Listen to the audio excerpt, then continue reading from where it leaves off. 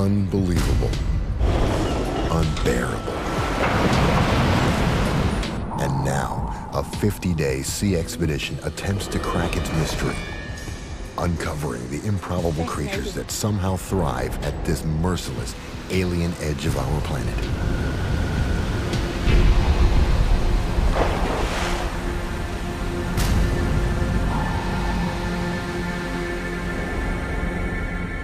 Day 1. The government research vessel Tongaroa embarks from Wellington, New Zealand on a precarious 50-day, $6 million mission. Destination, Antarctica. A voyage of potential discovery and definite danger. Just getting to the Ross Sea will tax the ship and crew. Navigating the mighty Southern Ocean and 460 kilometers of crushing sea ice.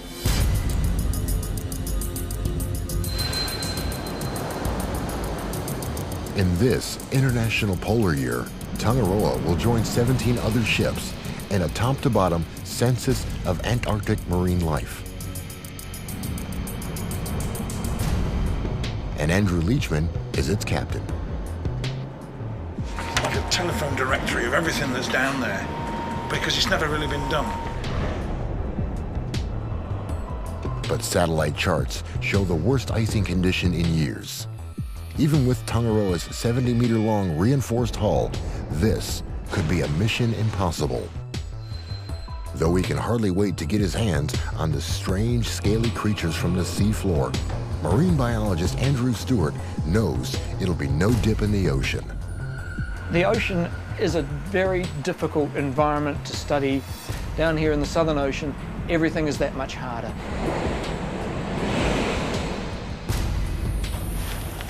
You've got to kit up like the Michelin Man to get out on deck. Everything takes so much more effort. Whatever happens, the 44 scientists and crew know they'd better play well together, because there's no turning back. They certainly won't lack toys.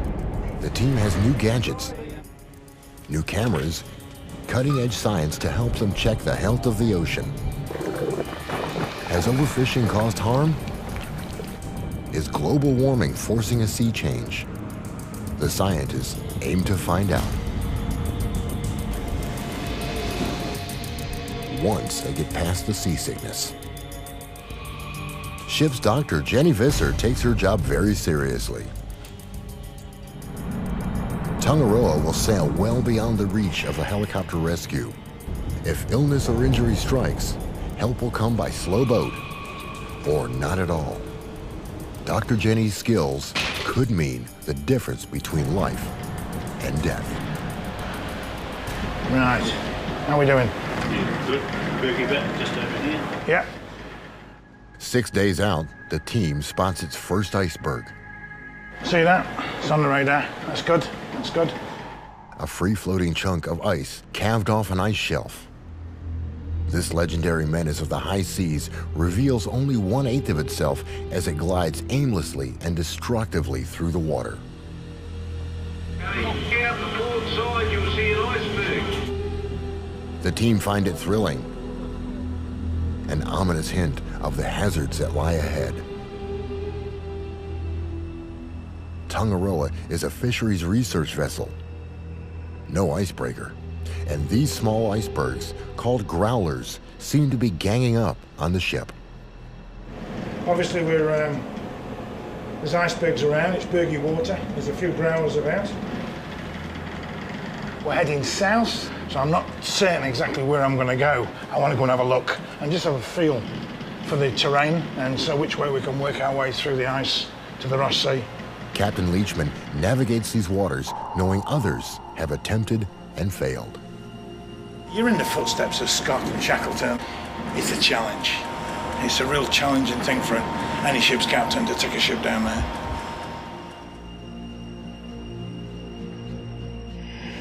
In 1914, Sir Ernest Shackleton's ship, Endurance, became trapped in sea ice. He and his crew spent a grueling winter battling the elements until the ice ultimately crushed and sunk the ship. It's an epic tale of Antarctic survival and it replayed in 2007 when ice engulfed the tour ship Explorer in Antarctic waters. Read the history and you'll know I am very careful, because I know the rules. The rules are simple. Never underestimate the ice, and never turn your back on it. Satellite ice charts and reports from other ships will help guide him to the thinnest parts of the pack ice. Head scientist Stu Hanchett worries about the encroaching ice barrier scuttling their plans, but he trusts the captain. There was quite a bit of a concern whether we would in fact be able to get into the Ross Sea and achieve some of our objectives. We envisaged probably taking 2, maybe 3 days to break through the pack ice into the open waters of the Ross Sea itself. The Tongaroa may not be an icebreaker, but the ice doesn't know it.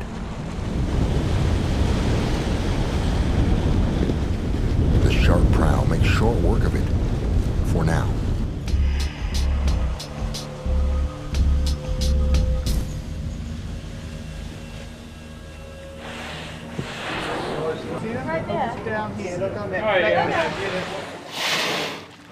Off the stern, the minke whale finds sanctuary, scarfing down a hearty meal of krill among the ice chunks. Minkies can grow nearly 9 meters, positively puny compared to their blue whale cousins, who can stretch to more than 3 times that size. And that means an awful lot of krill to sustain a healthy population of whales, penguins, and seals. Especially the crab-eater seals, who also make their home on the shifting ice, slurping down krill, not crabs. Each year, they eat about 25 times their body weight in krill, filtered through their interlocking strainer-like teeth.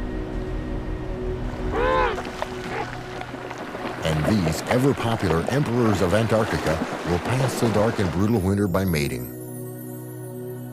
They'll brave temperatures lower than -40 to lay eggs and raise their chicks. The work these scientists do down here could help all these animals survive an uncertain future. Each night, 3 hours of darkness brings new danger to the ice-clogged waters.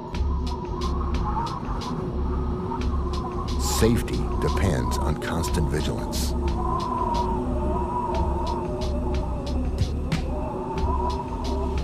And this is only summer ice. In the winter, Tongaroa wouldn't stand a chance.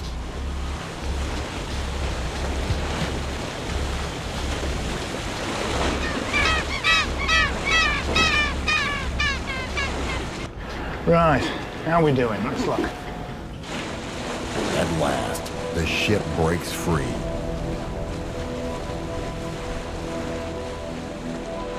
By now, Tongaroa has spent 10 days at sea, nearly 4 of them packed in ice. Wind and currents keep this part of the Ross Sea ice-free in summer.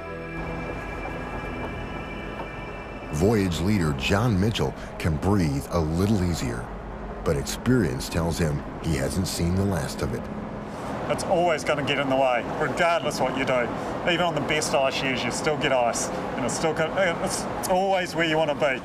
While the sea stays calm and free of ice, the team prepares to plunge into an alien world.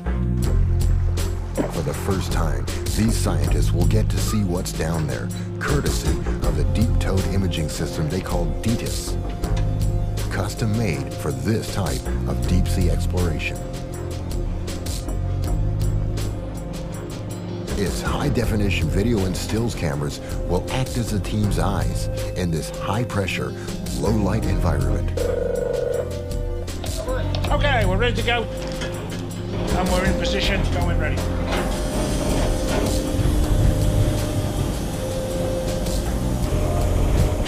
No one has actually field-tested the unit in such icy conditions before. Too late to think about that now. Like an explorer dispatched to a foreign world, the imaging system begins its fact-finding mission. The scientists hold their breath. Yeah, this is the dry lab. We're on channel 15, mate.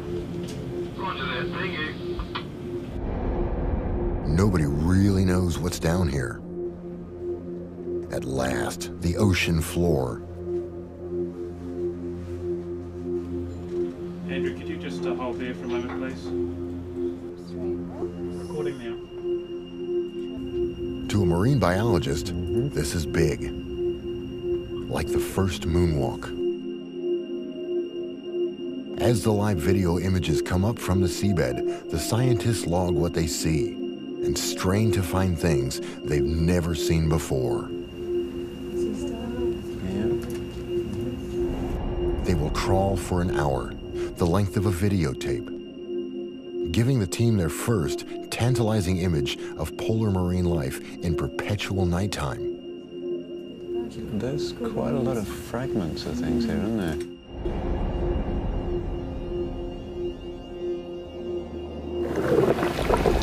Now that they've seen the creatures on the video, they want to get their hands on them. For that, they'll need to trawl with nets, not cameras.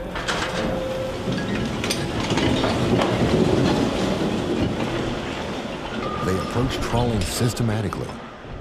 First, they'll trawl the bottom of the ocean, sweeping across the floor to sample the bottom dwellers. Then they'll trawl at mid-level, collecting samples of free-swimming fish. Then skimming the surface for plankton. They'll also use specialized equipment to sample water and mud from directly beneath the ship to study its microbes and chemical makeup. As a commercial fishing practice, bottom trawling dredges up worldwide controversy because of damage to the seabed. Science, however, takes a gentler approach. You know, we have limited our trawls to about 15 or 20 minutes bottom time. The actual percentage of the total seabed area impacted by the bottom trawl is very small. It's chilly cold. But the bottom trawl doesn't even last 15 minutes before the rough seabed forces the crew to pull the net. That's the cue for American marine biologist Christopher Jones to grab his gear. This will be exciting. The anticipation makes the scientists forget all about the minus 10 degrees Celsius conditions. And Andrew Stewart thinks all of his Christmases have come at once. It's going to be a bit like Santa Claus coming up the stern ramp there. We don't know what's going to be in that sack. Could be a pair of socks, or it could be a new bike, who knows. Now this is good. We've got all sorts of things in here. Santa must be pleased with Christopher Jones. There's a big Disosticus, a big, beautiful Disosticus mawsoni. That's what we're looking for. We got a good one here. Disosticus mawsoni, the Antarctic toothfish, one of the giants of the marine ecosystem. On the menu, it goes by Chilean sea bass, and it's harvested by the thousands. If it disappears from the ocean, more than dinner's at stake. A nice diverse catch here. It could mean an ecosystem on the brink of collapse. This is the fish that is probably the most economically important species that's being caught by the commercial fishery in the Southern Ocean. This is a fine specimen here of an Antarctic toothfish. This big guy tells the crew that all's well down below. The undersea camera built up the team's expectations about what they might collect. And the bottom trawl net delivers on its promise. Sponges, among the most primitive sea animals, have no nervous or digestive systems. They feed by filtering water through their pores. The trawl brought up an exotic specimen that weaves its body out of silica. That's a hexactinellid sponge, which is also known as a glass sponge, and a very slow growing, very irritating if you get any of the spicules on you. And Santa's sack has delivered a special gift for Andrew. Snailfish. Fantastic. Snailfish are poorly understood, and Andrew may have found a new species. Some of these beauties down to the lab. It's beautiful.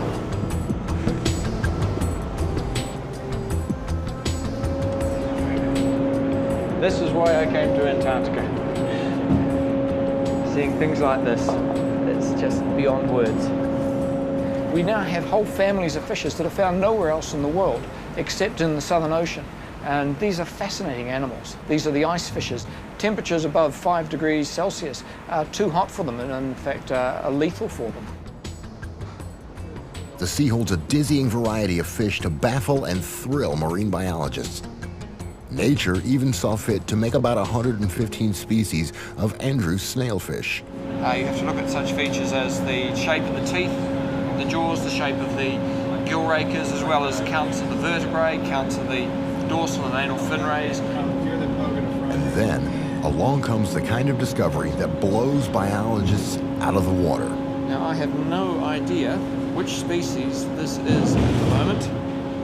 That colour pattern on the fins is like nothing I've ever seen before. Most scientists hope to find something truly new, but only a few actually accomplish it.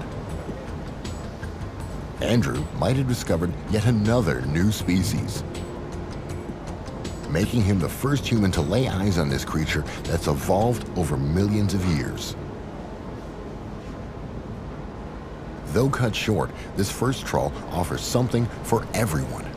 Oh, I'm very happy with the first trawl. Yeah, we only had 10 minutes on the bottom, and there was some quite rough ground, so we had to haul early. But yeah, looks very good for the first one. Scientists have cataloged about 135 species of fish from the largely unexplored Ross Sea. On this expedition, the team intends to add a new chapter to this Antarctic fish story.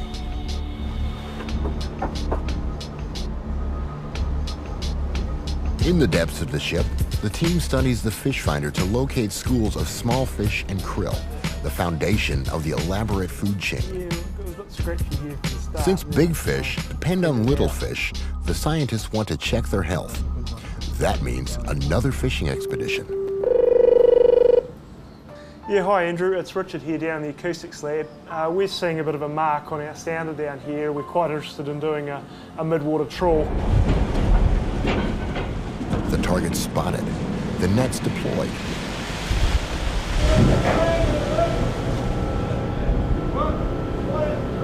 But as the net closes in on the fish, the weather closes in on the ship. Unlike the previous trawl, this monster mid-water net will trawl between surface and the sea bottom, scooping up the free-swimming fish. This is the bit that's going into the trawl, and all these little red tick marks through here, that tells us we're catching fish. So everything's looking good, isn't it, Andrew? It is indeed. Menacing clouds gather on the horizon. A sudden turn in the polar weather can endanger equipment and anyone caught on deck. Okay. We'll haul it down. Alrighty, coming up. There she comes. The wind from the approaching front hits suddenly. Before they can get the net on board, a full gale sends its fury.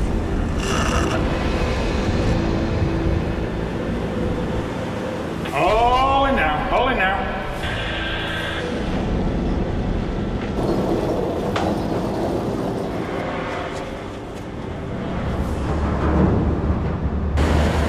With the stern ramp open, the angry sea floods the deck.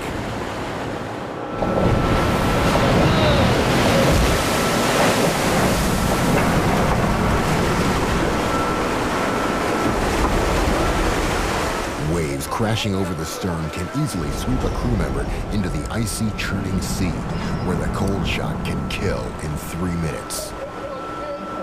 But the crew won't abandon the catch. The net overflows with silverfish, a very healthy sign.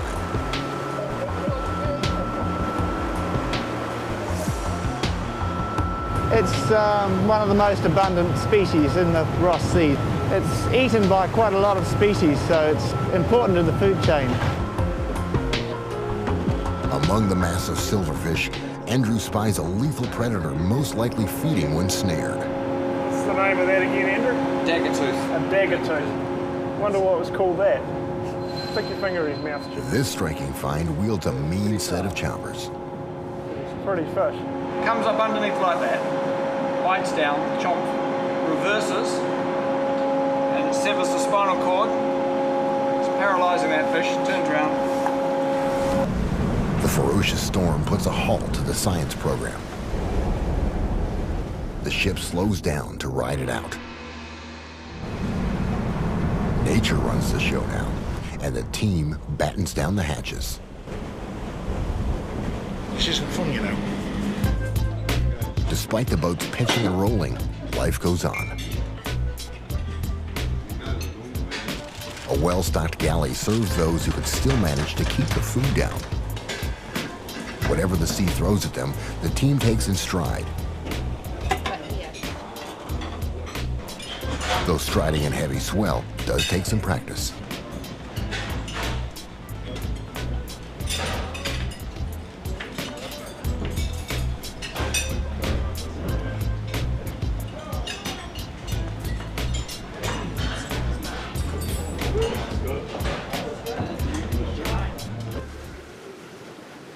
At last, the storm passes, costing the crew a day and a half's sampling. You might get caught up in the science, John. Microbiologist Julie Hall's work involves checking the health of the Southern Ocean's tiniest residents. This device collects her water samples. She can remotely open and close the sampling bottles at various depths from the seabed to the surface. Okay, we're ready to go. Steve's ready. Once the samples break the surface, the team rushes to retrieve them without spilling a drop.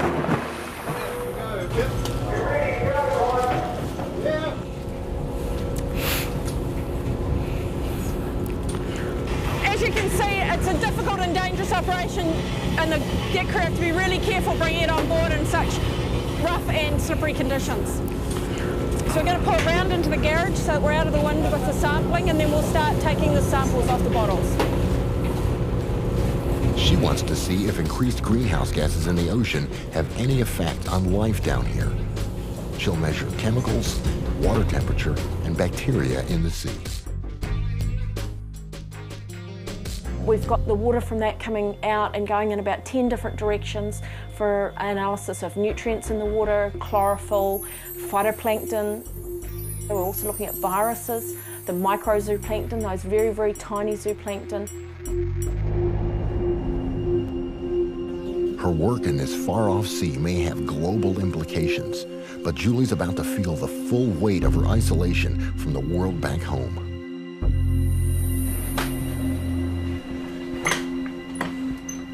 Just 2 weeks into the mission, Captain Leachman receives an urgent satellite phone call from the New Zealand police. Early morning, I was called to the bridge, and the sergeant in Matamata said, "Look, we've got some bad news. Have you got a Dr. Julie Hall aboard?" And I said, "Yes." And he said, "Well, unfortunately, her husband's been killed in a gliding accident."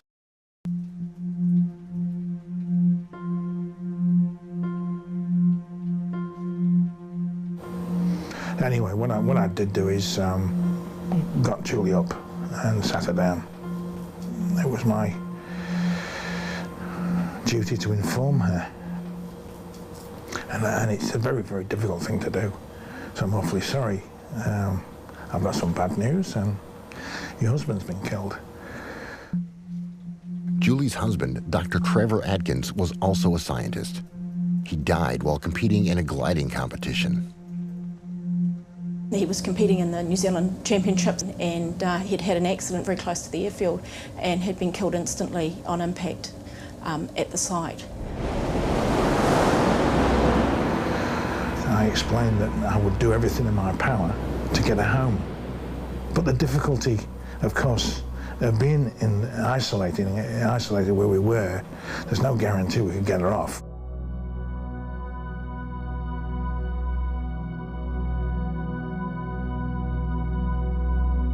Fickle weather and enormous distances have conspired against Julie. By now, Tongaroa has sailed well beyond reach of any helicopter and too far out to turn around.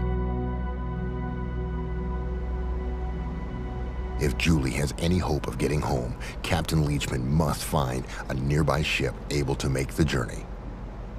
I had to think about my own situation, how I felt about things, how any decision impacted on others back in New Zealand, but also the impact me leaving would have on the science and the people around me.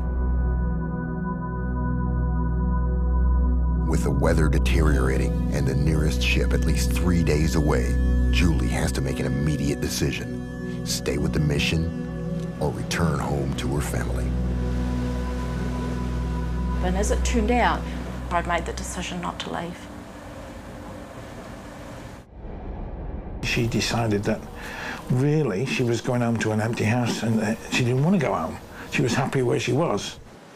The strongest reaction of why aren't you coming home came from people who really didn't understand the isolation, and also not really the situation on the ship in terms of being surrounded by close colleagues who were very supportive.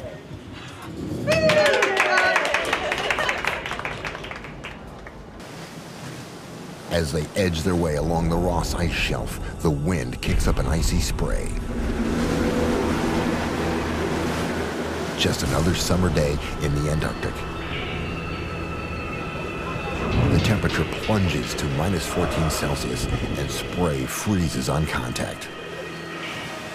The next deep-towed imaging deployment gets put on hold, much to the crew's relief. Such is the life of a sailor. Everything frozen, including us. And the forecast gets even more chilling. Okay, this satellite image that just came in this morning to show us the current state of play.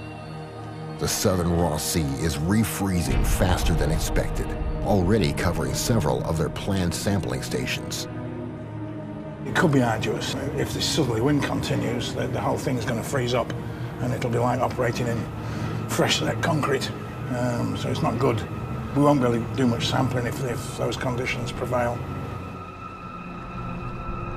With the water temperature down to -1.8°C, the sea starts to freeze in a spectacular, if alarming, display.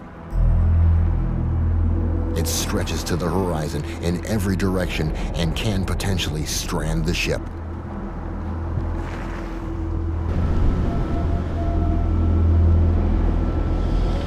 Don't like it when it's really thick. I really don't. I'm always fat, I'll do a Shackleton. The pancake ice has begun, heralding one of the planet's greatest annual displays, the freezing of seas around Antarctica. Over winter, the event effectively doubles the size of the continent.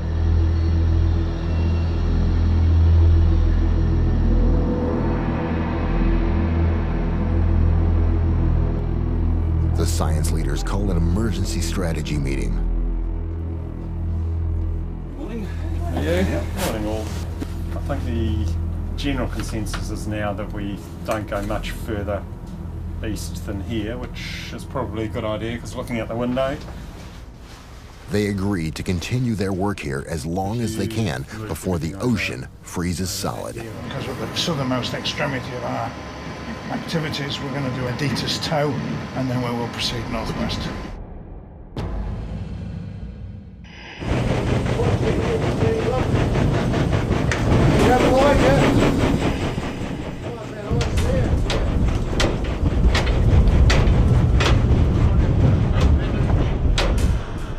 It's like fishing in a margarita.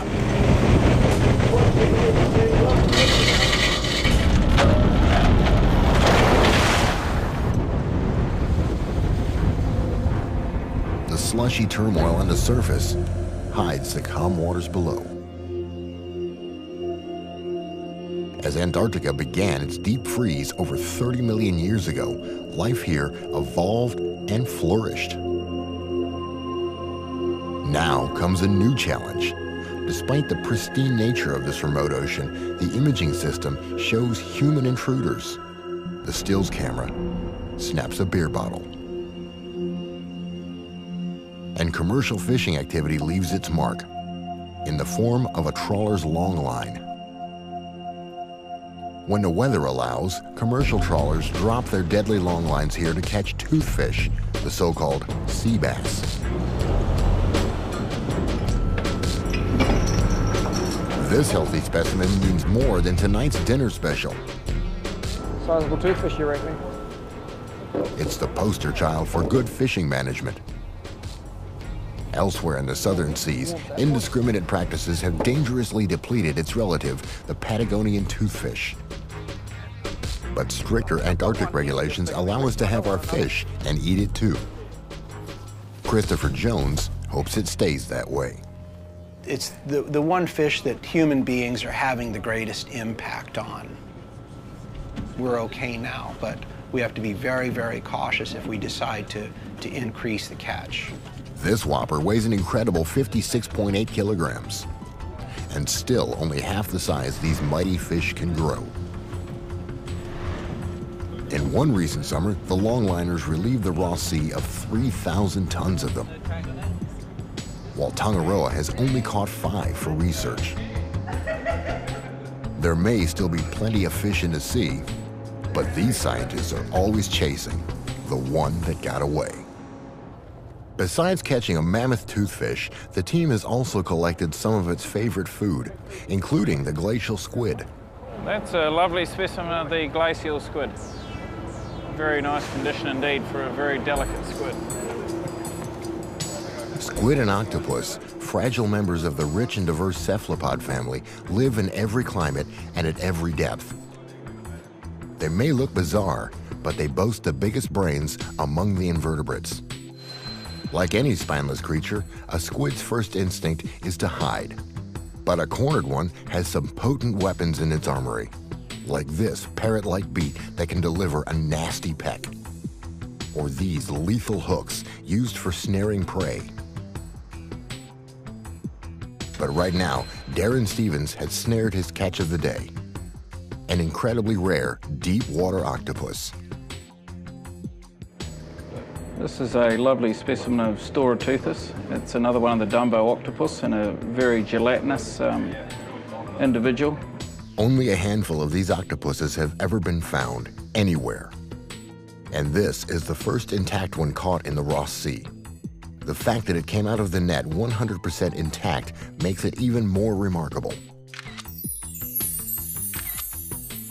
So far, Darren has collected 26 species of squid and octopus. But he yearns for the big one. This baby colossal squid, found only in Antarctic waters, can grow up to an amazing 4 meters long. Darren hopes to meet its mother. Overnight, the imaging system shows the seabed too rocky for the bottom trawl net. The situation calls for the smaller, more robust beam trawl. Instead of the steel doors, a large wooden beam props open the mouth of the net. Here we go. As the net pulls in, the team eagerly awaits its catch from 1,600 meters down. It feels like they've hooked the big one. Oh, yeah. Perhaps it's Darren's colossal squid. Well, yeah, I heard something go whoomp right there. Not a squid, but colossal all the same. Well, it looks like we might have done a little bit more geologic sampling. Oh, dear.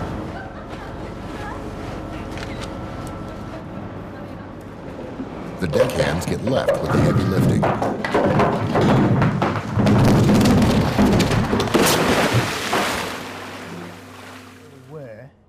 Studying the latest satellite charts, Captain Leachman finds a pathway through the ice barrier, if they leave right away.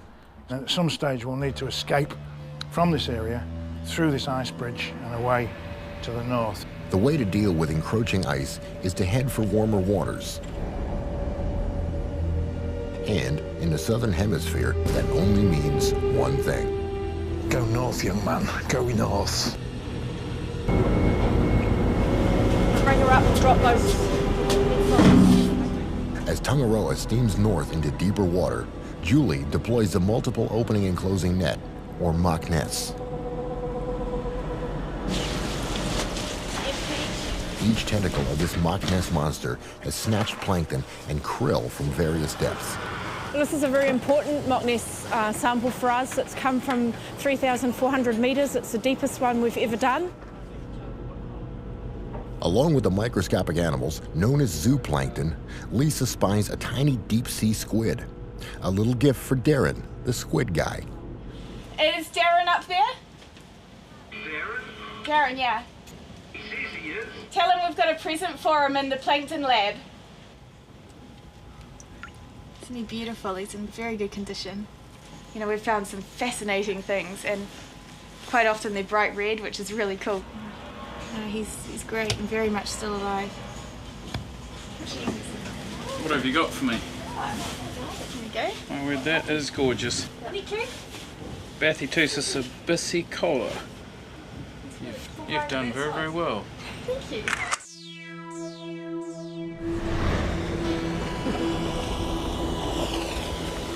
As Tangaroa nudges north into the sea ice, the work in the plankton lab goes on.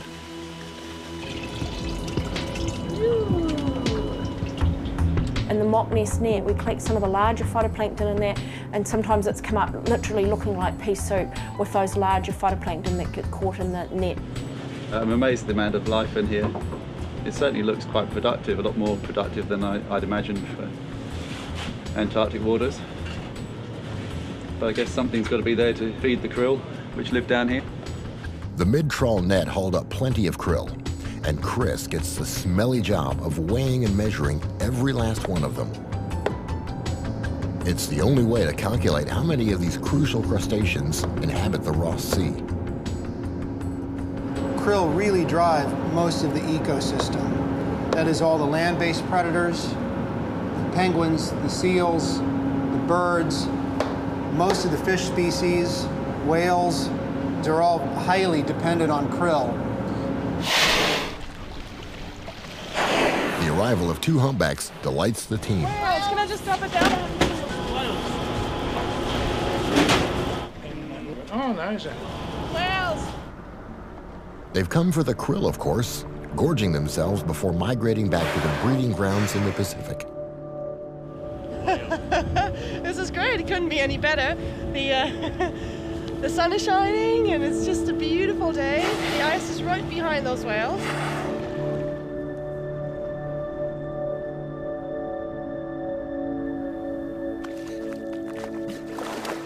Emperor penguins also come for the all-you-can-eat buffet.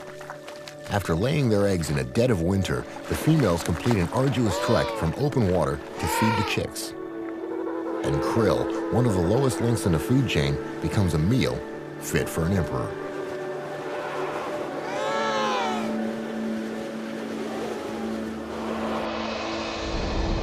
"33 days into the expedition, Tangaroa breaks into open water again.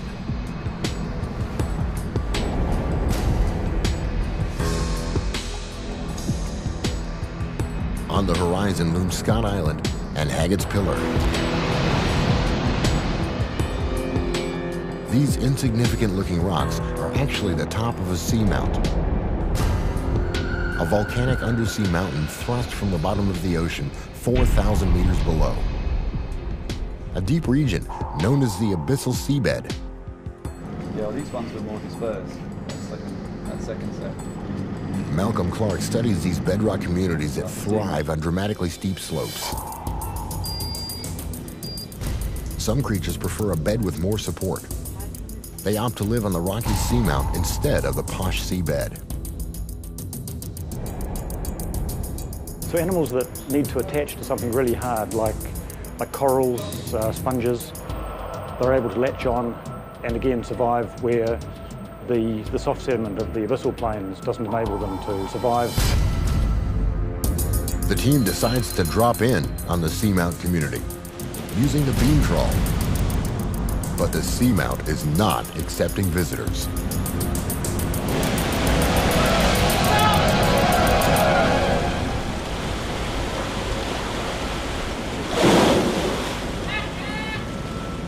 Up comes nothing but the tangled cables of the broken trawl. The wooden beam is smashed in two. From the details, it looked pretty good. So, worth a go, and it's just one of the risks we take. They need to repair it, or they're dead in the water. The crew is optimistic. It's not a problem. It's not going to take long. I mean, if you give us an hour or so, we're done with it. They cut out the tangled wire and splice it back together. And where would a sailor be without his knots. Practicing the crocheting. Before long, they're back in business. Having braved ice storms, broken equipment, and rough seas for almost 2 months, the team braces itself for the most high-pressure assignment of all. They will delve 3,500 meters into the abyssal plain, a depth almost as high as the Swiss Alps.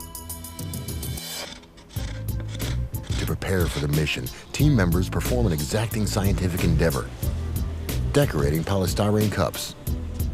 Because they've been made and compressed with air, when we put them down to the deep, they'll hopefully compress and get smaller and smaller and smaller, and eventually we hope they'll turn out basically like thimbles. It will endure 300 times more pressure than we experience every day.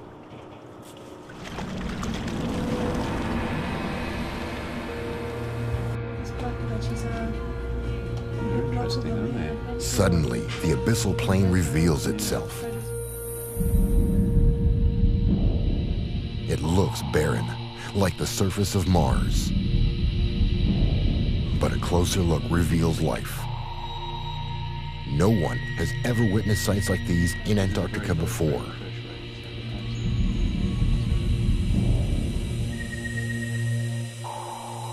Then, something goes horribly wrong. We've just lost the video. Yeah, we just noticed that now. We're just gonna see what happens. We're wondering what's going on.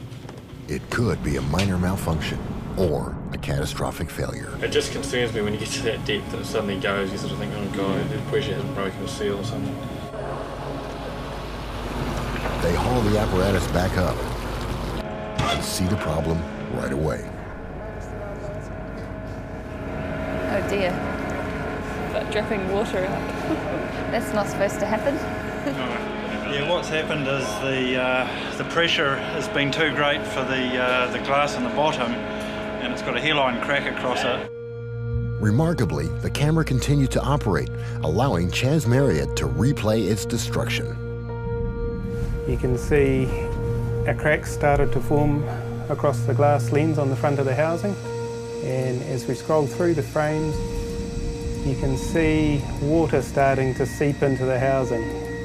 It's these blurry bits here, and slowly filling up the bottom of the housing, and the lens of water evens out across the glass. You can still see all the photos quite clearly again. Yeah, exciting. For the rest of the team, the experiment is a crushing success. 300 atmospheres of pressure, bearing down equally on all sides, have miniaturized them without damage. Oh, they're great. Even the illustrations and lettering remain in perfect miniature. The team also take the opportunity to trawl the bottom, having fed out more than 5,000 meters of the repaired cable into the sea.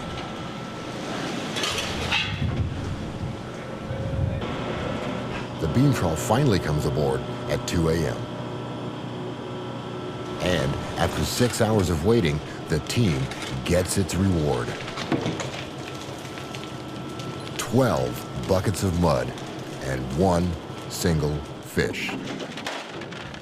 But in this mud lies many delectable delights, like this sea cucumber.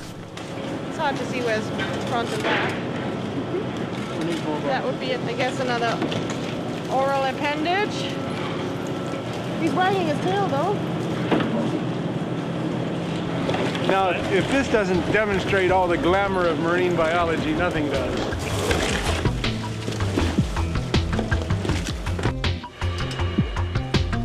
Karine has cleaned up her sea cucumber for a better look.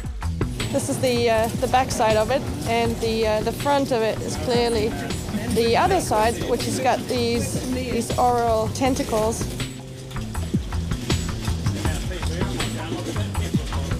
Then, Karine finds an even more curious specimen. It has something quite interesting at the front, which sort of liken it a little bit to as a hippopotamus. We don't know how many are down there, We don't know how common this is. I have never seen anything like this before. Sea cucumbers are the ocean's vacuum cleaners, walking along the bottom, sucking nutrients out of the mud they eat. The video enables the scientists to observe them in all their sluggish action. Scientists recognize about 1,200 species of sea cucumbers, none of them very attractive, except maybe to a marine biologist. But as the expedition winds down, they'll encounter creatures strange by any standard. 44 days into the voyage, and the last day of sampling has arrived. It's also Andrew's 50th birthday. The team has stayed up late to prepare a surprise.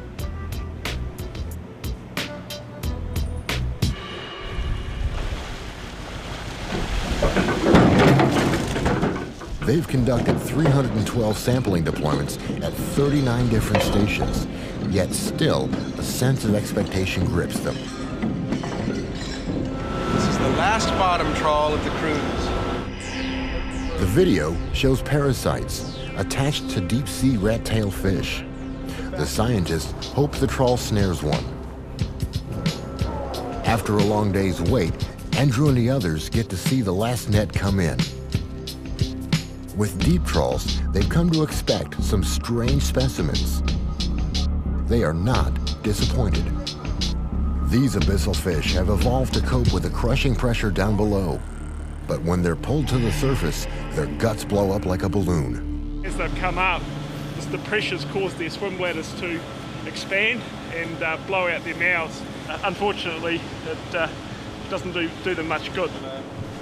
And the fish with its horrifying host has turned up in the net. One of these big parasites right here on the rat tail. You can see that thing, it's got a tube, part of it goes in well down into the body cavity.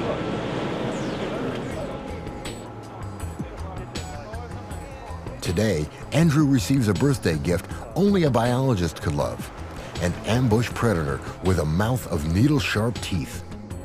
And the scientific name for this one is Kali, named after the Hindu goddess of destruction. These fish have a remarkable ability to swallow prey much, much larger than themselves. And the whole stomach area just unzips and expands. This is just a great find. It's the first find for this expedition, first record of this family in the Ross Sea. As the mission winds down, the scientists log the last of the specimens. This snapshot of Antarctic biodiversity will be compared with the results of expeditions to come.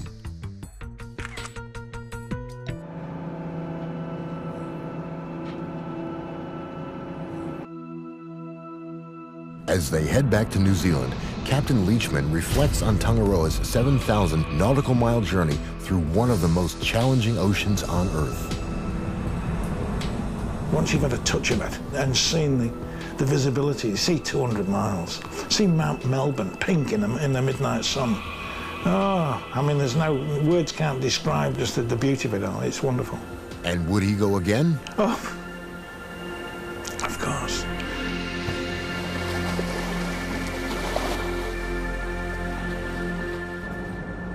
For Julie Hall, the life she's coming back to is not the one she left.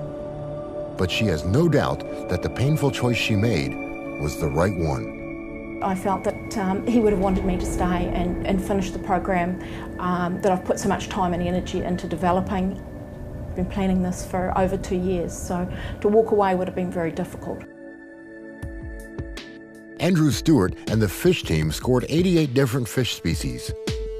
At least 5 are thought to be new to science, but only a small fraction of what scientists believe is still out there.